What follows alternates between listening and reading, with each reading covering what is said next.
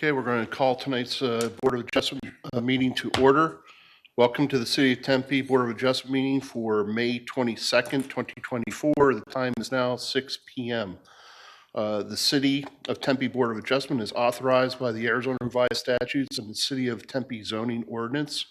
Its function is to grant relief where literal enforcement of the zoning ordinance would result in an unnecessary property hardship, to interpret provisions of the zoning ordinance, which are variances, and to hear appeals from any person or city official aggrieved the decision of a person responsible for the enforcement of the zoning ordinance, which are zoning administrator and hearing officer abatements. The board has the City of Tempe Community Development staff summary reports, and we also, the second item is an appeal. We have that report. Those were provided to us last week. We've had time to look through those, and we'll use those in any oral argument that we hear testimony tonight. If we can do a roll call, if we can start at the right side of the dais and work across, please. Mary Foy, present. Kaylee Palmer, present. Kevin Morrow, present. Jack Confer, present. Ron Kegi, present. Ricky Lynn Gans, present. Sean McCarley, present. Thank you, board. We have a full board tonight. Quorum is present. We can conduct our meeting.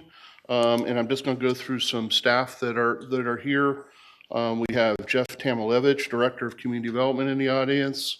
We have Drew Yoakum, Deputy Director for Community Enhancement, also here. We have Matt Mansfield from the City Attorney's Office here to advise the board tonight. Lily Droses, Planner 2 from Community Development, and Bika Adakari. Okay, thank you. Who Principal Planner here tonight, Jennifer Daniels, Administrative Assistant, and Jason Wolf is on the media. Does anybody have any preliminary questions before we get into the minutes? Okay, hearing none. Can I have a motion to approve the minutes from the April 17th meeting, please? So moved, and I'll compliment Jennifer for doing a good job on a long meeting. Thank you. Second. We have a second. We'll give that one to board member Kegi. That's what I heard. All in favor of approval of the minutes from April 17th, please signify by saying aye, raising your right hand. Aye. Motion passes unanimously. Thank you. And the first item that we have on our agenda tonight is request to appeal the hearing officer's March 19th, 2024 decision to approve the abatement request for the Robinson property. The property is located at 2215 South Sierra Vista Drive in Tempe. The appellant is Brittany Robinson. And let's see here, the planner on this one is Lily Droses. Typically, we have the appellant, person requesting the appeal, come on up and give us a presentation first. Is Brittany Robinson available? And while she's coming up, staff, did we get any cards to speak? Any cards coming in this one? Very good. Good evening, Ms. Robinson. How are you tonight? I'm well, thank you. Okay. Oh. Sorry, is that okay? The floor is yours. We've been provided all the materials. We've had an opportunity to look at that. So we're also interested in any new information that may have come in since you filed that. But please go through your appeal for us. Thank you for allowing me to address the board tonight. I've read and studied the board agendas and minutes from the last few years. I understand that the board is limited in determining only whether they approve or deny the appeal and are unable to make adjustments, even though the board has previously expressed reservations about the projected costs when the part of the abatement is already done, and have empathized with the difficult circumstances surrounding the nature of these cases, but are unable to provide additional time or other considerations. The board does have the ability to review these appeals de novo and decide whether the correct and factual information was presented to the hearing officer, which could have changed the decision. The board has been right to note the continued issues and questions regarding whether property owners as well have received proper notice and the timeline of those notices, as well as conversations with property owners and code compliance employees, which are conflicting. These notices are produced by the inspectors, and they choose when to put them in the mail, even though the compliance deadlines start from the dates of the notices and not when they're mailed. In eviction proceedings, service of process is deemed completed 5 days after mailing, not 5 days after the service is dated. This takes the guesswork out of it because the delivery can then be verified by certified mail or personal delivery, wherein the affiant under oath is available to attest whether the document was handed to the person. In these cases, you are seeing a dated notice, not the postmark. You have nothing that shows or proves when the notice was actually put in the mailbox, if it was even. If this was something you'd only heard once or twice, I totally understand erring on the side of the city and assuming due diligence was completed. But what about the cases where the property owners did not have hundreds of dollars or the knowledge to appeal? If you're hearing the same types of issues on most appeals, which are likely just a fraction of the abatements that are brought forward, what does that say about the credibility of those complaints? Where there's smoke, there is a fire. It's interesting to note that the packet produced for this hearing, which has been labeled as additional photos from March 19, 2024. What's troubling is these photos were specifically requested by me in a records request, which was ignored. See Exhibit E of my appeal memorandum. These are public records, and now you have a city department that's refusing to supply a member of the public with official records. This should be very concerning to anyone who believes in a government accountability. Even if this was a court case, these photos would not be able to be used because they were not properly disclosed to the other party, but how it's admissible here when the government is attempting to deprive me of my right under the Fifth Amendment is baffling. Does that not scare anyone? Inspector Rich also clearly stepped onto my property to take some of these pictures, also in violation of state law against trespassing. It blows my mind that the city attorney has not yet educated staff they do not have the legal right to step foot onto a property that has a no trespassing sign or that they have been similarly noticed not to enter, unless they are invited or there's an administrative or court order. That means until the abatement had been approved at 5 p.m. on March 19, 2024, Inspector Rich had no legal right to be on any part of my property. His photos on March 19, 2024 are date stamped 10 a.m. There is not an exemption in ARS 33-1502 for city employees. The police themselves would not even have the right to take these pictures without a warrant or exigent circumstances, but apparently the laws just don't apply for the City of Tempe code inspectors. Don't get me wrong, some of these pictures were obtained by clearly going to my neighbor's yard, I'm sure with their enthusiastic consent, but none of them were taken, but some of them were taken by entering into my property. I imagine there will be a fervent denial of that. However, as the property owner, I'm probably in the best position to testify as to what is available to view from the lines of my own property. I get it. It seems trivial and pretty, despite me advising code compliance of this exact same unlawful behavior with a previous code inspector, they don't care. Denying my appeal means you're condoning this behavior. That all of the information that I provide in my appeal regarding selective enforcement and retribution is okay. You're tacitly saying that it's okay for the city employees to break the law and be able to use information they obtain by doing so against a property owner, something not even the United States Constitution allows the police or prosecutors to do, but apparently is not a problem with the city code enforcement. It also further adds to my point that the factual records in this are incorrect or possibly not admissible, and thus the hearing officer did not have a fully informed decision to make due to the documented inconsistencies. My memo on appeal presents issues I'm raising, so I'll not belabor every point. I will note that some of what I'm here today about is because I have different definitions. I believe being a good neighbor in a state that's running out of water is not wasting water to ensure every speck of grass is green. I believe in being a good neighbor is letting certain foliage like cat's claw grow naturally to provide sun protection instead of cutting everything down and having me increase my energy consumption to cool my house. I believe being a good neighbor is spending spare money that I have on donating dog food to animal rescues or water to homeless outreaches and not paying a landscaper. I believe that being able to donate wood from a cut down tree to a mutual aid organization that delivers firewood up to the reservation where they don't have power, and believing the delay in removing a tree trunk in order to justify that was appropriate. I believe that being a good neighbor is feeding and fixing stray cats, and it's not trying to appease my actual neighbor who drive a Lexus and decide that they want to treat 311 like the HOA. I find it comical that I could hang signs in the most offensive ethnic or racial slurs from every corner of my house and the city would be unable to do anything to me due to my First Amendment protections. But anything on my back porch is now open to seizure by the city because their definition of debris is up to the sole description of people who I've now called publicly a liar. You think I won't face retribution for that? I understand that I further put a target on my back by filing this appeal. Does anyone truly believe whether this appeal is granted or denied, I won't now be subject to weekly or monthly inspections?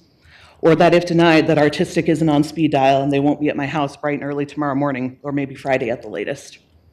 Brass tacks are this. I thought the only issue was my front yard, based on my conversations with code employees. It was my mistake, but that was reinforced by my actions. My front yard and carport is completely in compliance, and yes, I took my sweet time to do it. No weeds are there, no rocks in the dead trees, no items in my carport, no grass above 6 inches. Only after finding out from the abatement notice that my backyard and side yard was an issue have I been remedying that. I have paid thousands to have trees trimmed in my yard and even removed. I've been begging, borrowing, and stealing to get enough money for a landscaper to address the rest. I am originally intended to just spray massive amounts of weed killer on anything green, but that would harm wildlife, so I have to find an alternative. Because ultimately, the interactions with code enforcement have just defeated me. And sadly, I know the worst is yet to come because of the information I brought to light. You literally can't fight City Hall, as I've now learned, but I had to try. I respectfully ask that the board approve my appeal based on the reasons stated in my memorandum. Thank you. Thank you, Mrs. Robinson. Sorry. Thank you for your testimony, Mrs. Robinson, and covering your appeal. Do any board members have any questions? I do. Please. Thank you. Ms. Robinson, I note that you were not at the abatement hearing. Can you comment on that? I believe that I had remedied the issue in time at the time of the abatement hearing, so I believed it was not an issue. And I'm familiar with law, and in law, if the issue is already taken care of by the time of the court hearing, it's superfluous. So I believe that would be what happened. It wasn't until I received the notice of the decision that I realized how terribly wrong I was and went back through and looked at the minutes and decision. Thank you. Any other board members? So following up on that, in the 2 months or so since the hearing officer meeting, what have you done for the backyard? So I've removed a sumac tree that was on the border of my property towards the alleyway. I've cut most of the grass, however, some of it, there are some trees that need to be removed in order to fully cut that. I've cut down the overgrowth, some of it. I do genuinely have an objection to cutting down some of it, but if that's what it's going to be, that's what's going to be. Otherwise, I do have to hire a landscaper in order to do some of it that I don't have the ability, the physical, actual resources to be able to do. And what about, so if I remember the March photos, there were some white plastic. Yes, the trash. I have now removed most of them, but some of them I'm still working on. Okay, thank you. Thank you, sir. Other questions from the board? Thank you very much. We're going to hear from staff, and then we'll give you an opportunity to rebut what staff has. Lily? Hi. Welcome. Hello. Good evening, Mr. Chairman and members of the board. I'll state my name for the record. Lily Drosos, Planner 2 with the City of Tempe Community Development Department. Presentation. Okay. Here's your.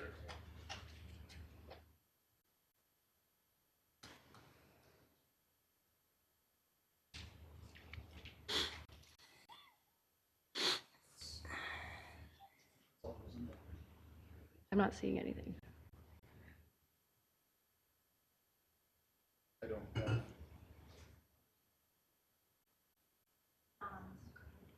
Yeah, it's on. Okay. I pulled it up for you. I can see it here. Okay. Okay. Sorry for that.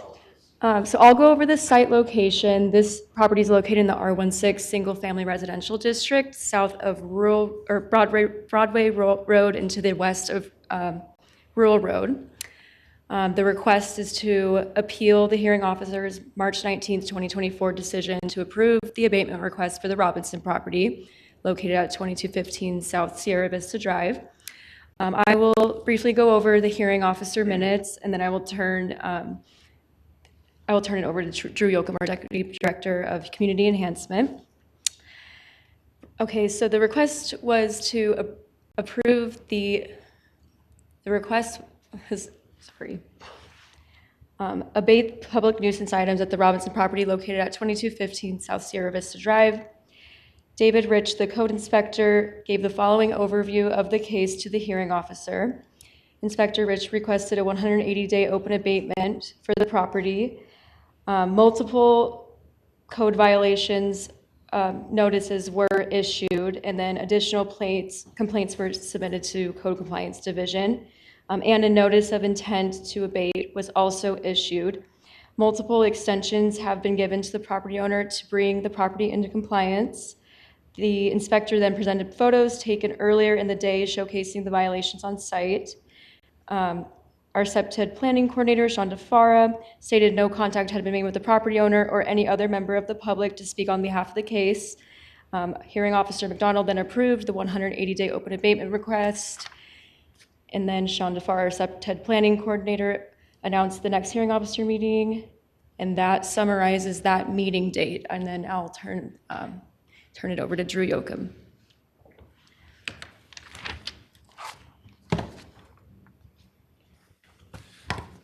Thank you. Good evening, Chair Confer and members of the board. My name is Drew Yoakum, Deputy Community Development Director over the Community Enhancement Division here with the City of Tempe. I'm just here to help clarify any questions that you may have regarding the course of this case at this time. If the board doesn't mind, I just have one or two quick questions. It's not clear to me exactly what needs to be abated right now, and I assume it's all in the backyard. Do you have a laundry list of what needs to happen to clean up the property? Yes, and I appreciate that question. So it's many of the items that were listed through the hearing officer meeting itself. It's going to be deteriorated vegetation on the front side. It's also going to be on the side property and rear. It's also going to be junk, trash, and debris. Now, those are two different codes, so whether it's in the front or back at time of abatement, it still applies because that was the request during the meeting. We will admit that there has been progress made, but because of the extensive amount of time and the issues are still persisting, that was why we want to move forward with the abatement request. And a follow-up, if you don't mind, that was the segued into my next question. Looks like there have been multiple extensions given. Can you comment on those for the board, please? Yes, no, I appreciate that. So throughout the course of this case, which began back in October of 2023, we've had several members of the code compliance staff in communication, either through email or phone call. That included a senior inspector, which is the supervisor of the inspector, David Rich, who was the one that presented at the hearing officer, as well as Jack Schofield, our code compliance manager, and then through emails with myself as well. Through those conversations, there was, early on in the case, it was discussed that a landscaper was being scheduled to take care of some of the landscaping. So that was the reason for the largest extension through the, I think it was the end of January into February. But like I said, just through conversations, you know, the goal is compliance. So if there's a way we can work together to get that, that was the intent. But after, you know, still receiving complaints from neighbors and members of the public and still not achieving that compliance, and after extensions were exhausted, then we move forward with the intent to abate. Thank you. Board members, please. Thank you, Chair. Just a couple of questions, Mr. Yoakum. Were the violations noted in the abatement notice present at the time of the abatement hearing? Yes, that is correct. So it would be junk, trash, and debris and deteriorated landscaping in the front and back. Okay. And was the hearing officer provided evidence of the existing violations noted in the abatement notice? Yes, sir. Yes, through not only testimony by the inspector, but also through photo evidence of photos taken the day of the hearing. Okay. Based on that, it doesn't appear the hearing officer erred in their decision, in my opinion. Thank you. Board members, please. With the city staff's communication with the property owner, particularly at the October, November of last year, was the focus more on the junk, trash, and debris in the front yard, or was the backyard also discussed? Yes, so thank you. So the focus was actually on the front yard because that's what was many of the complaints were for. It drew us to that. There was a large dead tree. You might have seen the trunk in some of the photos during the hearing officer's presentation. During the course of the case, we also received complaints about the backyard. So in the middle of the case, we added that to our violation notices, which was right about the time David Rich took over in December. So we modified our notices to include that as well. So I only have copies of the October, November, and then February correction notices. Am I missing one? So, I can't speak to your packet, but I do have copies of notices here that I can put on the projector if you'd like to see. Yes, please.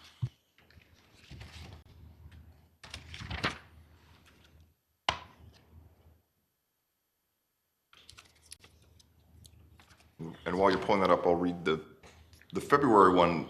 Says take the following corrective action: remove or probably discard items in the front, sides, and back of property, bags, boxes, bottles, etc. The earlier ones refer to trash, litter, debris in the carport and front yard. And that is correct, yes. So the like I was mentioning, the initial notices were for the front yard. As you stated, the February notice, as you can see, it does include items that are in the front, sides, and rear of the property. Oops, I'm zoomed in too much here, sorry. So, in the bottom there, it says front, sides, and rear of the property, example for the vegetation, as well as throughout the property. And then on the notice of intent to abate, which was actually issued in, let's see here, February as well, which was following, it was kind of the same language, as you can see, front, sides, and rear of the property, and then junk, trash, and debris throughout the front, sides, and back of the property. What's the date on that one? So this one is February 14th, which was issued 30 days prior to the hearing officer meeting, or a minimum of 30 days.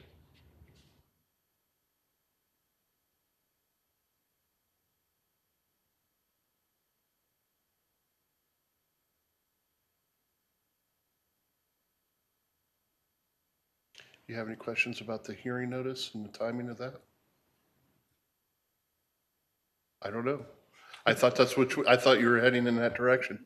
So this particular notice of abatement is dated February 14th. The hearing was what, on March 19th? 30 days notice in front of the hearing? Correct, yep.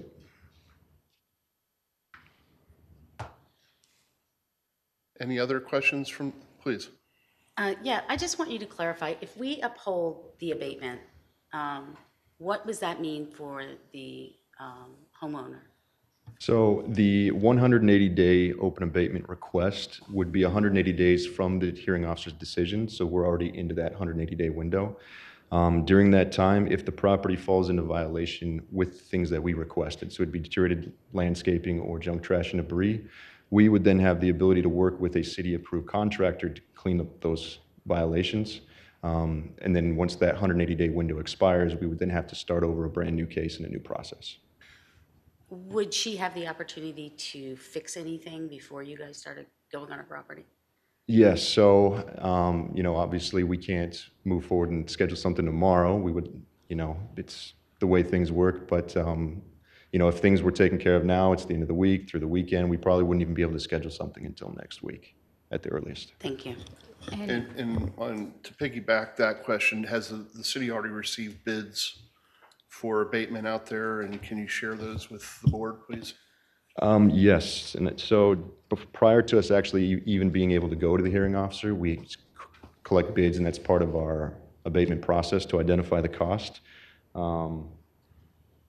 Yes, let me find which document it's in, but the cost itself is going to be less than what the request was because improvements were made. And so, once we go out there, we'll identify on the day what the remaining items would be. But I do believe it was about $5,800. And that kind of built on answered my question a little bit, but just for the property owner's sake. So if she continues to improve on her property and takes care of some of the issues, theoretically, the cost of the abatement can be substantially lower than what was quoted. That is correct, yes. I have some confusion on, the original abatement was for the front yard. Somewhere along the line, the backyard got thrown into it. I don't understand how we do that. Yeah, so, and I appreciate the clarification. So starting back in October when this case began, it was 4 items that were in the front of the yard. Prior to the December 15th transfer to our senior inspector, David Rich, that was when it was brought to our attention by public complaints that the backyard had also fallen into deterioration. And so the following notices and the notice of intent to abate after that December reinspection identified that it was the backyard that was added as well as the front yard. That was also notated in conversations with the property owner as well.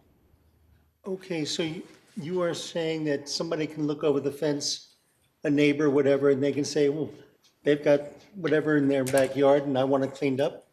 That is correct. They can make that complaint to the city, but we still have to verify its validation whether or not it is a violation. And, I'm sorry, and why is that not a separate abatement request? In other words, why are they lumped together rather than okay, here's the front yard, get that done. Now here's the backyard. We have another complaint. Let's do that one.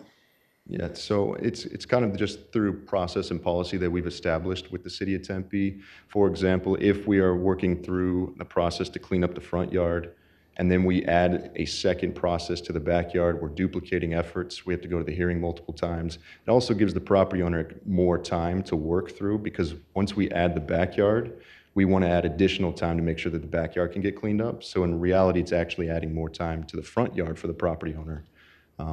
But the codes that we enforce are for the entire property. So it's not that we have a front yard code and backyard code. The ones that we identify in our violation notices and the ones we enforce are for the whole property. So in that sense, there is no delineation. Do you mind walking me through, how do you inspect the backyard? How do you get the pictures, inspect? Do you mind elaborating on that? Yeah, so we have to be able to see it from either public access or private property that we've been granted access to. In this case, this individual property, we have public access through the alleyway behind the property that we took photos from, and then we also were granted authority to step onto the neighbor's property and took photos from that location as well. So just to reiterate, you did not step on her property to take pictures in the backyard? That is correct. Thank you.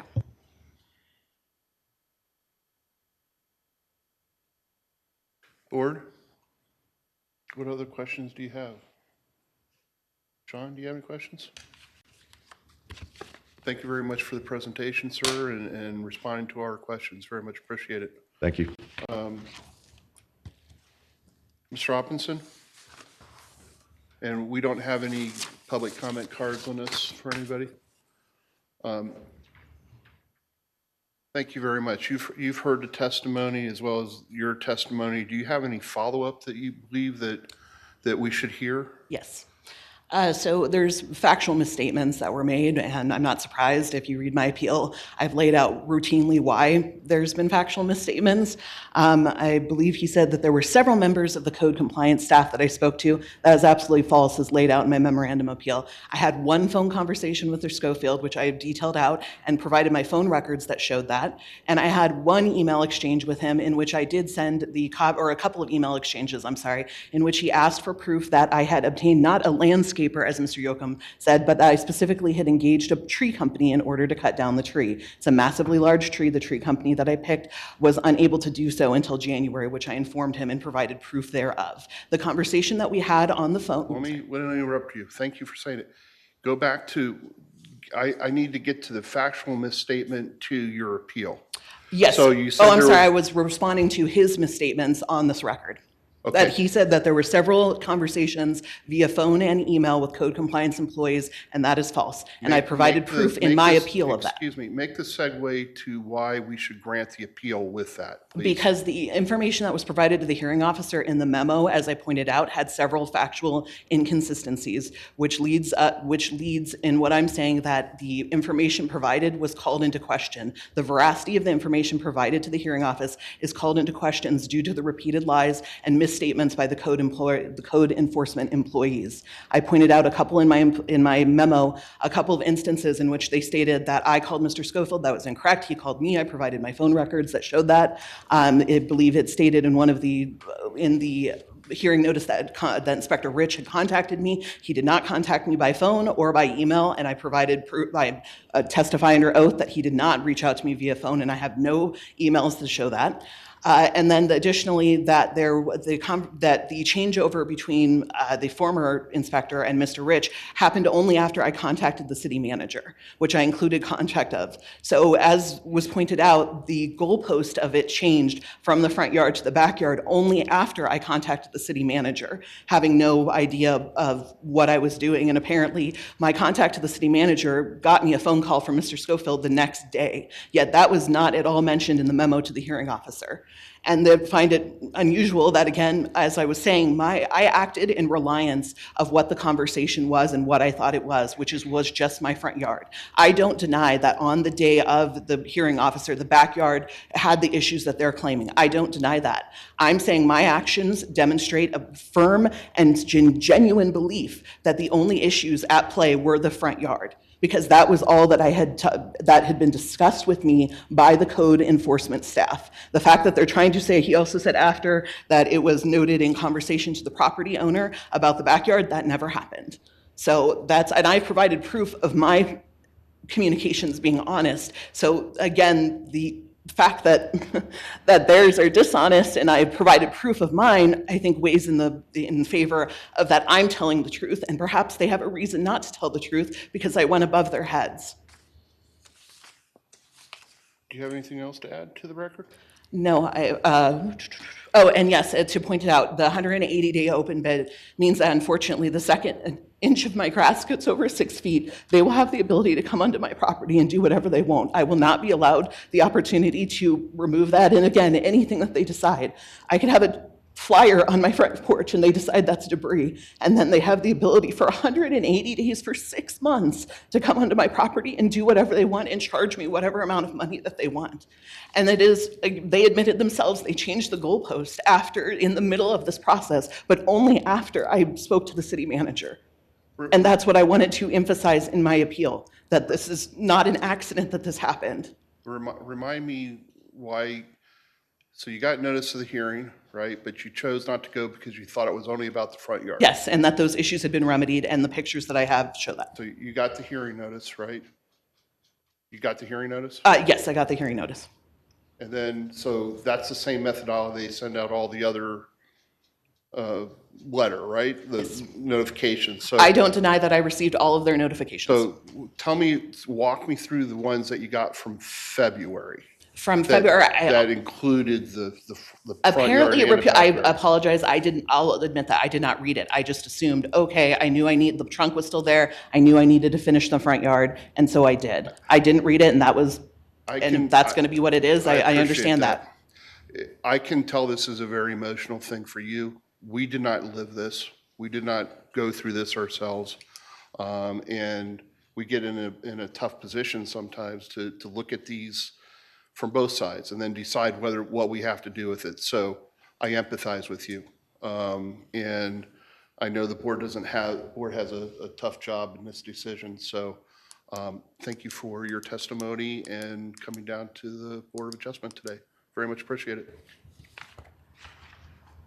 Board, here we are. We've heard from the appellant, we've heard from staff. Does anybody have any other questions to help them get to a decision on this appeal?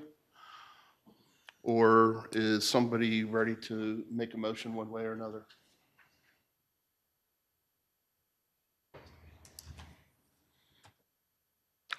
I can make Board Member Kegi. Thank you. Kegi. Kegi. It's okay. I appreciate the information that's provided regarding the practices and procedures of the code enforcement, and recognize certainly that when you receive things in the mail, there is a tendency to maybe read the envelope and then move on from there.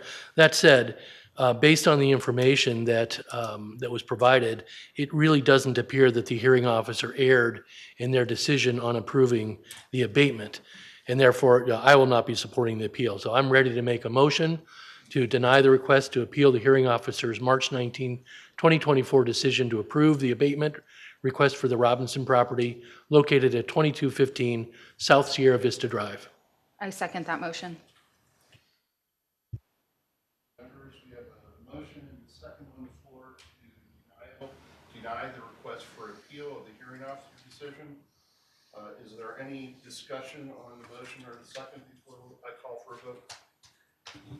I still have a problem with this understanding of how we can add on to what somebody has already been told to abate. To me, I don't know, it just doesn't seem right. Thank you, Board Member Gans, for that. I was looking at that too. The testimony we got from staff, the letters that went out in February seemed to indicate that they were included on the letters to the appellant. It was 30 days before the hearing. Unfortunately, the appellant chose not to go to the hearing and argue a lot of the facts that she brought up today. And I think that was the opportunity to do that. So I understand what you're saying, and I noticed that too. Anybody else have any discussion? Yeah, I went back and forth on the notice thing. But with the first two citations, it addresses the grass and foliage in the front and back. And I think that is going to be a big part of what needs to be abated in the backyard is the foliage. And then although the first two notices don't really addresses trash and debris in the front yard, I'm not sure if this is what happened in this case, but you could see in other cases where there's junk, trash, and debris in the front yard, and they just move it to the backyard. It's still in violation. It's still the same code violations, even if they just moved the problem from one place to another. So I'm going to support the motion with some reluctance. But Anybody else have any comments? Yes, I also sympathize with the homeowner. I have some of the same issues that were brought up by the other board members, but at the end of the day, the notice was given, she was given time to rectify them. She didn't go and make these arguments in front of the board at the hearing, the hearing officer, and I reluctantly am going to support the denial of the appeal. Okay. All right, let's roll this vote and see where we end up. All those in favor of the motion to deny the appeal of the hearing officer decision in the 180-day abatement, raise your hand, say an aye. Aye. Those opposed? One nay. So by a vote of 6-1, the motion to deny the appeal is made. Mrs. Robinson, staff will send you out this decision, same way that you've gotten your other notices, and it'll probably have more information on appeal and so forth to you. Thank you very much for representing yourself today. Appreciate it. Okay, board. Let's move on to, does anybody need a break or anything before we move on to the second item? Okay. Let's move on to agenda item number 3, request for reconsideration of the Board of Adjustments decision made on April 17th of 2024 to approve an appeal and overturn the zoning administrator's opinion regarding the exemption of Daisy Aesthetic Collective, which is located at 522 South Mill Avenue, from being defined as a tattoo establishment. The applicant is Darren Sender of Sender Associates. And just to let everybody in the audience know, this is not a public hearing. We are not taking testimony from the public for or against the motion. We are going to hear from the appellant, and I believe Ms. Sender is here. And we are going to deliberate after we hear a brief presentation from her representing her client. Does anybody have any questions? Please, thank you for being here today.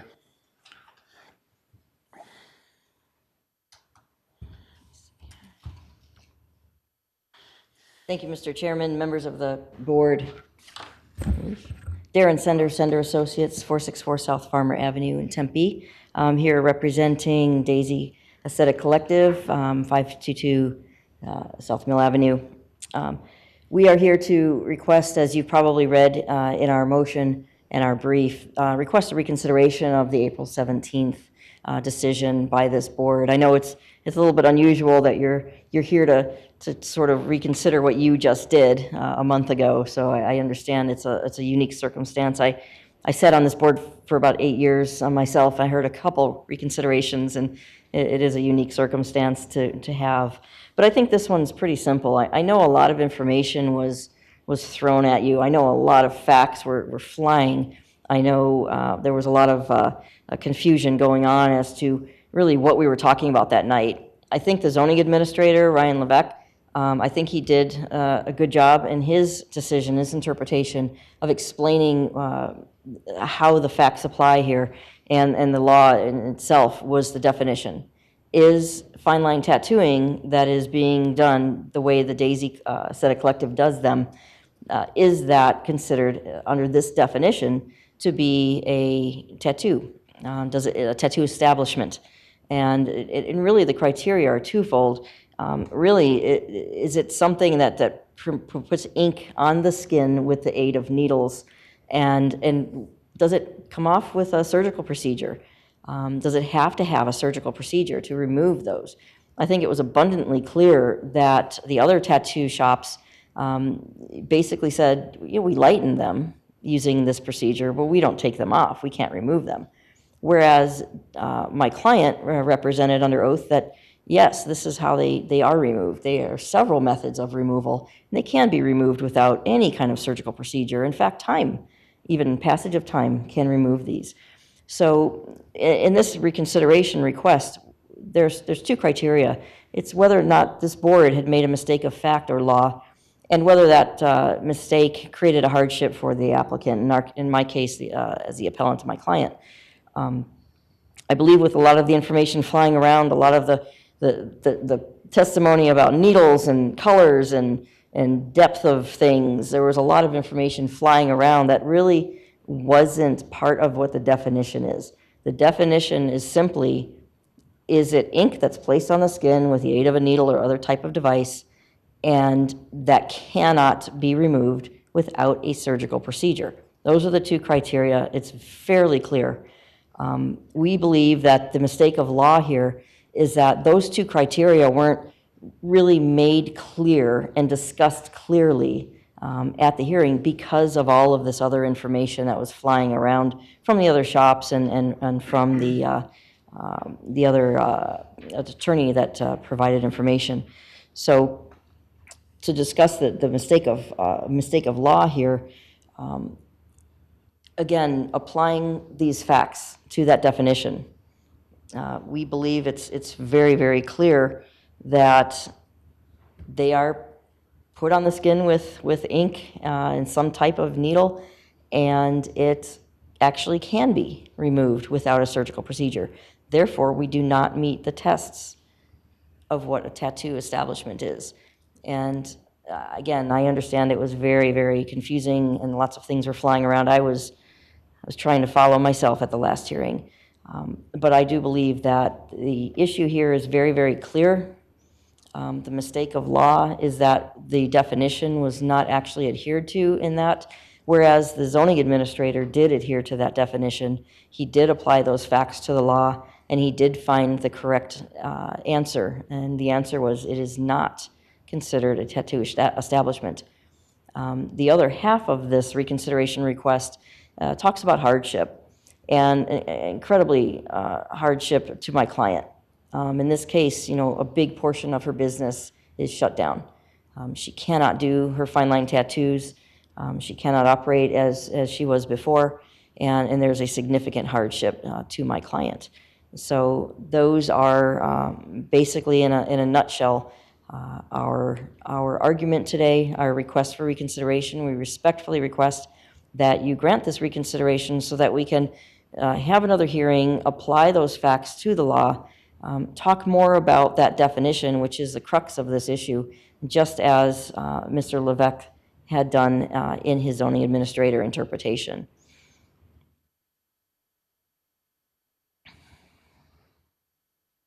Thank you very much. Thank you. Before you leave, hang on a second.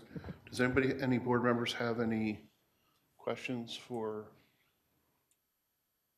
the appellant's attorney? No? Thank you very much. Thank you. That brings to close the testimony part of this. We're not going to have a presentation by staff. The motion consideration starts on page 160 of our materials. You've heard the argument, for lack of a better word, kind of the oral argument based upon the motion for reconsideration. Does anybody have a motion at this time to put onto the table? I would motion that we grant the motion to reconsider. I have a motion to grant the reconsideration on the table. Is there a second? I'll second the motion. We have a second on the table. I have a motion and a second to grant the motion for reconsideration. And my understanding of that is that It's going to bring it back to the Board of Adjustment at a future meeting date for us to rehold the initial hearing. Is that everybody's understanding? Yes. Okay. Any discussion on the motion or second? Please. Sir. I'd like to speak to the motion. So I can understand if we look at it in the narrow confines of what the appellant is saying, talking about that we should have applied the non-surgical or surgical removal as part of our decision-making process. However, when I look at this definition, the actual definition of tattoo in the zoning ordinance, it sure appears that this isn't the only condition that could apply to a tattoo establishment. When you look at the definition, and I'm not going to read the whole thing because it's fairly lengthy, but when you look at the definition, and it basically uses semicolons, which can be used as ors. So when you read the first section that talks about tattooing with the surgical procedure, and then there's a semicolon, which means or any establishment offering, and it goes on from there, or any establishment, or any establish, or any establishment. These are all independent clauses, and it's my opinion that the business does engage in one or more of these alternate things that are there. I don't think that we should be looking at it strictly that whether or not surgical removal is part of the process. So I won't be supporting the motion because I don't think that we need to go back and rehash that, because I believe that this business does engage in activities different than what the applicant is describing, that is in the narrow focus on surgical removal. Thank you. Thank you, sir. Does anybody else have any other discussion? Please. Am I on? Okay. So I am a little torn on this one. I voted in favor of upholding, but I don't feel that the determination was just based on surgical removal. That's where I'm a little torn. That I don't think was a consensus of the board. So I'm a little bit torn on that. I know for me personally, it was about the permanent makeup exception to the definition and how that's similar to the fine line tattoo for me personally. I'm unsure based on, I just don't feel that the surgical component was a big determining factor, at least for me. Thank you. Anybody else? Yeah, I just wanted to add to that. I think there was a lot of information that was given, and I think that I personally would like to go back and look at it in view of the entire legal definition and maybe narrow the scope a little bit. There was a lot of information that was auxiliary and not really pertinent to what we should be hearing about, is the decision right? And that's where I'm kind of confused, and I would like to reconsider this and have another hearing on this issue. Thank you. All great argument, all great discussion on the motion in the second. I'm going to weigh in for me. The reason, and I was the last vote, it was a very close vote. For me, I didn't think that the original application that was submitted was as accurate as it should have been. We had testimony that everything was not included in that original application. And that is what kind of swayed my decision, and that's why I voted yes. If we go back and we look at that original application and we line that up, if there were things in that original application that were untrue, and that's determined in our if we have another rehearing, I'm going to be right back at the same thing. The other part of it is, while the zoning administrator made a tough decision, I think it was based upon a well thought out opinion, but I don't agree with his opinion. And that's why I voted yes for deny it. So now you know my reasoning for it. Any other discussion? Okay. All in favor of the motion to reconsider, let me make sure I get this right. All in favor of the motion to approve the reconsideration of this matter, and we'll have another hearing in the future, raise your hand, your right hand, by saying yes. Okay, we have 1, 2, 3. So the motion and the second fails. Okay. Does anybody want to make an alternative motion? I will. Okay. I move to deny the request for reconsideration of the April 17, 2024 City of Tempe Board of Adjustments action approving an appeal and overturning the zoning administrator's code interpretation of Tempe Zoning Development Code Section 7-121, definition of a tattoo establishment for the business Daisy Aesthetic Collective located at 522 South Mill Avenue. Is there a second to that motion? I'll second. Thank you. Thank you, Board Member Gans. We have a motion and a second. Any discussion? Any additional discussion? Okay. All in favor of the motion to deny the reconsideration, please signify by saying yes, raising your hand. Yes. We have 1, 2, 3, 4 in favor. All opposed? 1, 2, 3. Vote did not change. So the motion for reconsideration is denied. Thank you so much for coming down today. Staff will get you the notice, and obviously I think you have further appeal rights to Superior Court, which are probably going to be in that notice. I just drew a blank. Okay, that brings to conclusion the items that we have to discuss tonight. Number 4 is chair and staff updates and announcements. I do not have any announcements at this time. You're all stuck with me for another couple months before my term runs out in December. Does staff have any updates? Are we having a meeting next month? Anything else? Just a quick one, Chair Confer and board members. Looks like there will be a meeting next month. Looks like there's an item that we're working on it and you'll get a notice. So just mentally get prepared for that. What's the date of the next meeting?